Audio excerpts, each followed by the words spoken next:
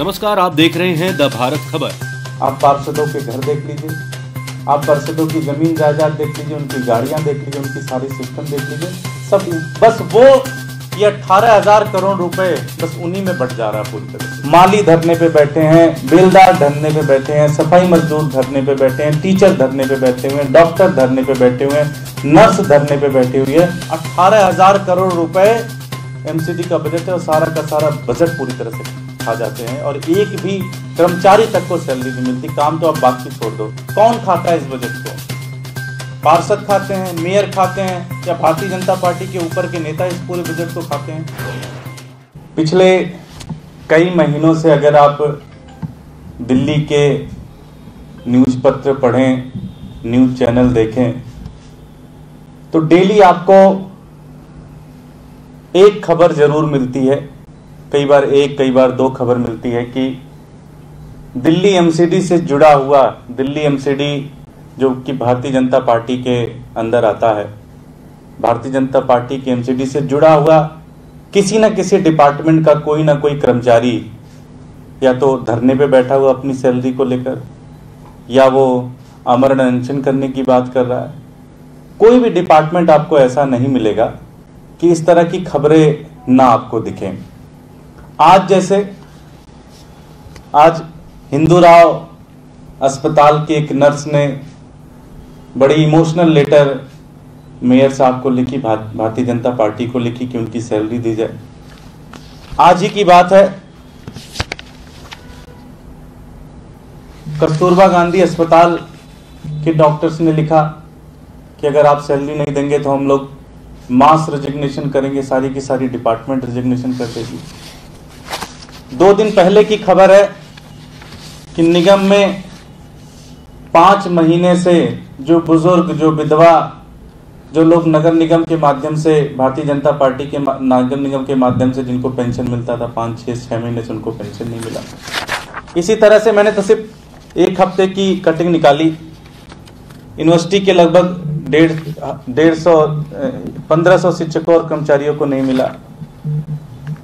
गणित के टीचर्स को सैलरी नहीं मिली। इंजीनियर्स ने कहा कि अगर उनको सैलरी नहीं मिलेगी तो स्ट्राइक करेंगे। लगभग 8,000 एमसीडी के जो टीचर्स हैं वो 16 अगस्त से कह रहे हैं कि वो स्ट्राइक पे जाएंगे अगर उनको सैलरी नहीं मिली। 3 महीने से डॉक्टर्स को, जो कि इस कोरोना के अंदर अपना सब कुछ दांव पर लगा के, अपने पूरा परिवार सब कुछ दांव पे लगाकर जनता की, दिल्ली की जनता की सेवा कर रहे हैं, उन डॉक्टर्स को सैलरी नहीं मिली। उन्होंने लेटर लिखा, अमित शाह तक को लेटर लिखा। कोरोना वॉरियर्स को 3 महीने से सैलरी नहीं मिली। इसी तरह से आप हर दिन का, किसी भी दिन का आप उठा लीजिए न्यूज़पेपर, आपको 1 से 2 ऐसी खबर जरूर मिलेगी जब दिल्ली एमसीडी से जुड़ा हुआ, चाहे वो साउथ हो, चाहे वो नॉर्थ हो, चाहे वो ईस्ट हो, उससे जुड़ा हुआ किसी भी डिपार्टमेंट का आपको हर आदमी, आज अभी जैसे मैं आ रहा था प्रेस कॉन्फ्रेंस में, मुझे बताया गया कि जो बेलदार हैं उन्होंने भी कहा कि उनकी सैलरी नहीं मिली है। बेलदार का मतलब हो गया जो कि छोटे छोटे काम वार्ड के अंदर सारा उनके ऊपर जिम्मेदारी होती है। उन्होंने कहा कि वो भी स्ट्राइक करेंगे अगर उनको सैलरी नहीं मिली। सफाई मजदूर, उनको सैलरी नहीं मिली, वो भी बेचारे कह रहे हैं कि उनको स्ट्राइक पे जाएंगे। सबसे बड़ी बात यह है कि सिविक सेंटर के अंदर जो सिक्योरिटी गार्ड काम करते हैं उनको भी 4 महीने से सैलरी नहीं मिली है। ये पूरा का पूरा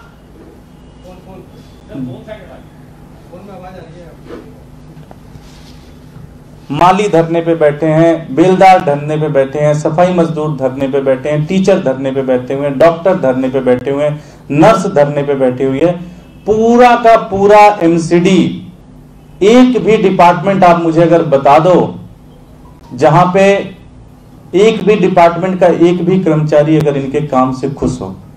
सारे के सारे जितने भी अधिकारी हैं, जितने भी कर्मचारी हैं, सारे के सारे परेशान हैं, सारे के सारे एकदम पूरी तरह से उनकी जिंदगी एक तरीके से बेहाल कर रखी है दिल्ली एमसीडी ने, भारतीय जनता पार्टी ने। जब भी इनसे पूछो तो कोई ना कोई बहाना लगाने लगते हैं कि सैलरी क्यों नहीं दी, सैलरी क्यों नहीं दी, सैलरी क्यों नहीं दी। हमने सारे कागज निकाले, सारे चेक किए, सारी चीजें की, 18,000 करोड़ रुपए भारतीय जनता पार्टी की एमसीडी का बजट है साल का। 18,000 करोड़ रुपए। अगर 20% भी ढंग से और सही तरीके से खर्च कर दिया जाए तो एक भी आदमी ऐसा नहीं बचेगा जिसको सैलरी ना मिले, सिर्फ 20% बजट का। लेकिन एक भी आदमी को सैलरी नहीं मिल रही है।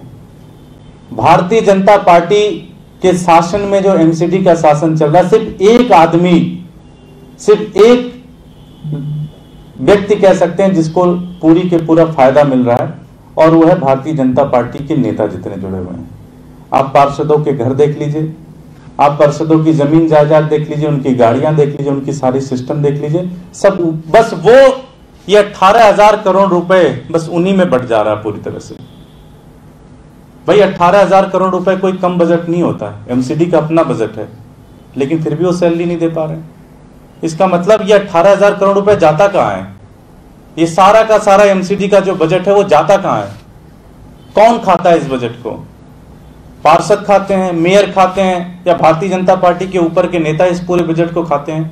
18,000 करोड़ रुपए एमसीडी का बजट है और सारा का सारा बजट पूरी तरह से खा जाते हैं, और एक भी कर्मचारी तक को सैलरी नहीं मिलती। काम तो आप बात की छोड़ दो, हॉस्पिटल की स्थिति आप भी जानते हो कितने बुरे हाल है, स्कूल की स्थिति आप भी जानते हो कितने बुरे हाल है। फ्लाईओवर्स कोई बनाते नहीं, सड़क कोई बनाते नहीं, नाली साफ नहीं करते, कुछ करते नहीं है कोई काम। लेकिन ये 18,000 करोड़ रुपए का बजट जाता कहां है? आज आम आदमी पार्टी पूरी जिम्मेदारी से ये पूछना चाहती है भारतीय जनता पार्टी के नेताओं से कि एमसीडी का जो 18,000 करोड़ रुपए का बजट है ये कहां जाता है? क्या करते हो आप सब लोग इस पूरे बजट का? खा जाते हो सारा का सारा पैसा, सारी की सारी पैसे खा जाते हो।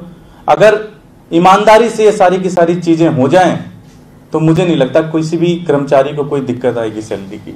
आज आम आदमी पार्टी पूरी जिम्मेदारी से, आम आदमी पार्टी आज पूरी जिम्मेदारी से ये मांग करती है भारतीय जनता पार्टी के नेताओं से कि अगले एक हफ्ते के अंदर जितने भी कर्मचारी हैं सबकी सैलरी रिलीज करो, आप तनख्वाह रिलीज करो, नहीं तो आप इस्तीफा दो। आपको बने रहने का कोई मॉरल अधिकार नहीं है आपके पास, कोई नैतिक अधिकार नहीं बनता कि जिस एमसीडी को आप 14 साल से चला रहे हैं, जिस एमसीडी की गद्दी पर आप 14 साल से बैठे हैं और 14 साल के अंदर आप कर्मचारियों का वेतन ना दे पाए, आपको कोई मॉरल अथॉरिटी नहीं है आपके पास कोई नैतिक ताकत नहीं है कि आप उस सत्ता को आगे कंटिन्यू करें। आप तुरंत इस्तीफा दो अगर एक हफ्ते के अंदर इन सबकी सैलरी नहीं दे सकते। आप तनख्वाह दो, नहीं तो इस्तीफा दो। आप एक साल के लिए आम आदमी पार्टी को एमसीडी दे दो। आम आदमी पार्टी इस एमसीडी को इसी बजट में, इसी सारा का सारा सिस्टम में एक एक कर्मचारी को सैलरी भी देगी, एमसीडी को प्रॉफिट में लाएगी, दिल्ली को साफ सुथरा भी करेगी और दिल्ली को नंबर 1 शहर भी बना के देगी। हमारी पूरी जिम्मेदारी से मांग है कि अगले एक हफ्ते के अंदर डॉक्टर, नर्स, टीचर जितने भी सबके हैं सबको सैलरी दी जाए, अन्यथा भारतीय जनता पार्टी के नेताओं को इस्तीफा दे देना चाहिए। उनको गद्दी पे बने रहने का कोई भी मॉरल अधिकार नहीं है। हमारे साथ हमारे एलओपी हैं नॉर्थ के, वो बात रखेंगे। धन्यवाद भैया।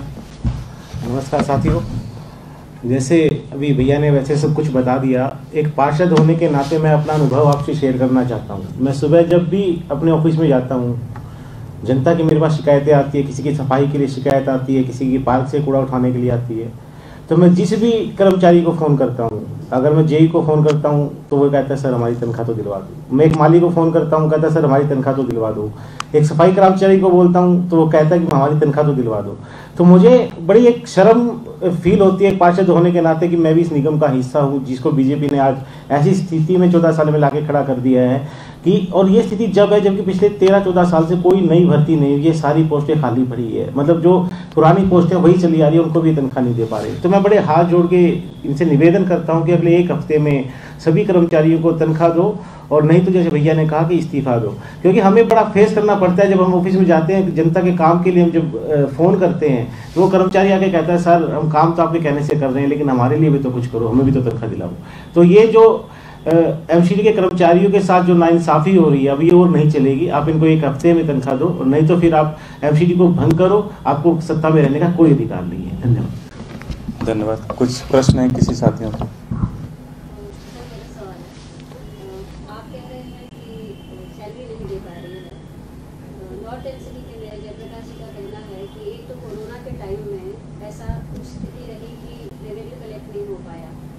और जो शेयर एमसीडी को दिल्ली गवर्नमेंट को एमसीडी को देना है वो भी नहीं मिल पाया, तो ऐसी स्थिति में आखिर सैलरी कहाँ से मिलेगी? ये बहाना हम भी कह सकते थे कि सेंट्रल गवर्नमेंट का जो शेयर था वो हमें नहीं मिला। ये सब बहानेबाजी है। दिल्ली सरकार के अंदर एक भी आप व्यक्ति बताए जिसको सैलरी नहीं मिला? सबको सैलरी मिला है। तो अगर कोरोना के अंदर दिल्ली सरकार सैलरी दे सकती है तो भारतीय जनता पार्टी की एमसीडी क्यों नहीं दे सकती? क्योंकि इन्होंने पैसे खा लिए। 18,000 करोड़ रुपए खा गए, सारा का सारा पैसा, इसलिए सैलरी नहीं दे पा रहे हैं। ईमानदारी से चलाओ। हम तो कह रहे हैं ना आपसे कि 1 साल के लिए हमारे को दिल्ली की एमसीडी दे दो। हम 1 साल के अंदर इसी बजट के अंदर सारे सैलरी वालों को, सारे कर्मचारियों को सैलरी ना दे तो हम चुनाव नहीं लड़ेंगे अगला। दो तो तब आपको दिखाते हैं ईमानदारी से कैसे सत्ता चलती है। 18,000 करोड़ आप कह रहे हो साल का बजट है आपका, दिल्ली सरकार का कितना कंट्रीब्यूशन अभी तक जा चुका है? ये तो उन्हीं का बजट मैं कह रहा हूँ। नहीं, उन्हीं का बजट है। दिल्ली सरकार ने कितना रिलीज किया है फंड? क्योंकि वो कहते हैं कि हमारा ये एक बाइंडिंग है, म्युनिसिपैलिटी को पैसे देगी दिल्ली सरकार, लेकिन दिल्ली सरकार पैसे नहीं देती। They should be paying our due which is not being paid. वो आप कह रहे हो 18,000 करोड़ उनका बजट है। 18,000 करोड़ में दिल्ली सरकार ने कितना रिलीज किया? मैं अभी दिल्ली सरकार को आप छोड़ दीजिए, आप भारतीय जनता पार्टी के एमसीडी की बजट की कॉपी उठा के देख लीजिए। उनकी बजट की कॉपी कहती है कि सुन लो, एक मिनट सुनो तो 4,000 करोड़ रुपए, 3,800 करोड़ रुपए दिल्ली सरकार ने, अरविंद केजरीवाल की सरकार ने एमसीडी को लोन दे रखा है।